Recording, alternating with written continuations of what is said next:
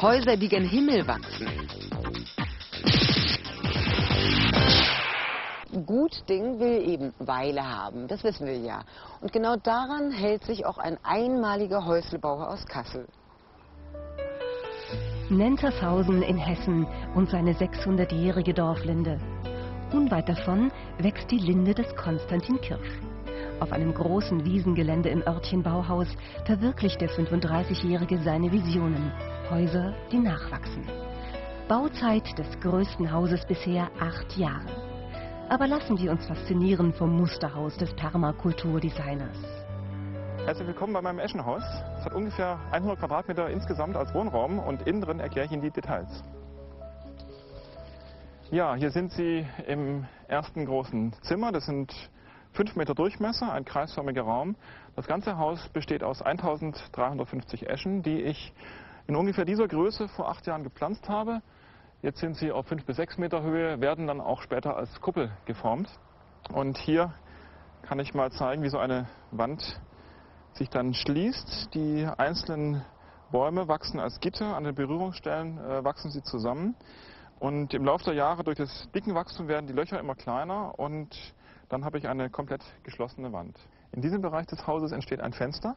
Ich habe den zukünftigen Platz mit einer Linie markiert. Hier werden die Bäume zusammenwachsen. In circa 3 Jahren kann ich das Fenster freischneiden. Und die Wand braucht noch ungefähr 20 Jahre, dann ist die auch fertig, komplett zusammengewachsen. Im Winter soll das Haus auch relativ warm sein, deswegen habe ich zur Nordseite eine zweite Außenwand. Und der Raum kann als Lagerraum genutzt werden, ist aber gleichzeitig auch Klimapuffer für die kalte Nordseite. Sehr vieles an diesem Haus muss ich im zeitlichen Vorlauf machen.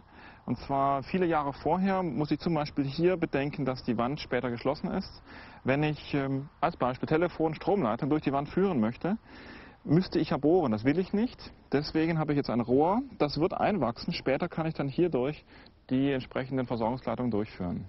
Hier wächst eine weitere Laube. Das ist sogar eine essbare Laube aus Haselnüssen. Das hier wird mal mein Badezimmer.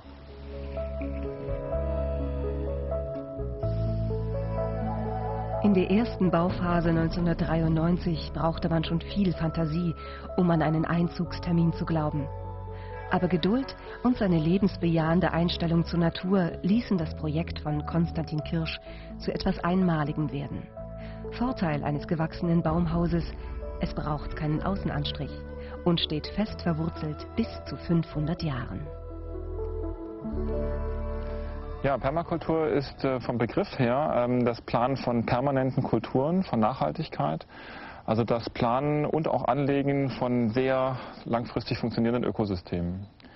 Ich kam dazu über den Zivildienst im Naturschutz. Da habe ich Bücher davon gefunden, gelesen. Es hat mich aber sehr berührt. Und es war vor 15 Jahren, habe ich so einfach in mir gespürt, das ist mein Ding. Und im Laufe der Jahre hat es mir immer besser gefallen. Und das Bauprinzip ist äußerst simpel. Baumarten mit dünnen Rinden werden geflochten und an den Kreuzungspunkten verschraubt. Das austretende Wundwasser bildet langsam neues Rindengewebe und wächst zu einem stabilen Zaungeflecht zusammen. Hier zum Beispiel für eine Lagerhalle.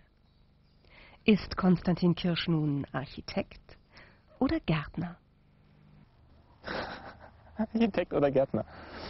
Ich bin beides. Die Mischung nennt sich Biotekt. Und auch Schriftsteller ist er. In seinem Buch Naturbauten findet man auch Anregungen, um solche Schandflecke vermeiden zu können. Ermunterung zur ökologischen Lebensraumgestaltung.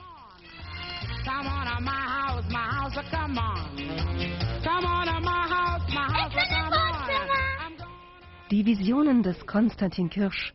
Er wünscht sich einen Lebensstil, bei dem sich die Natur freut, dass wir Menschen da sind. Come on, my house, come on.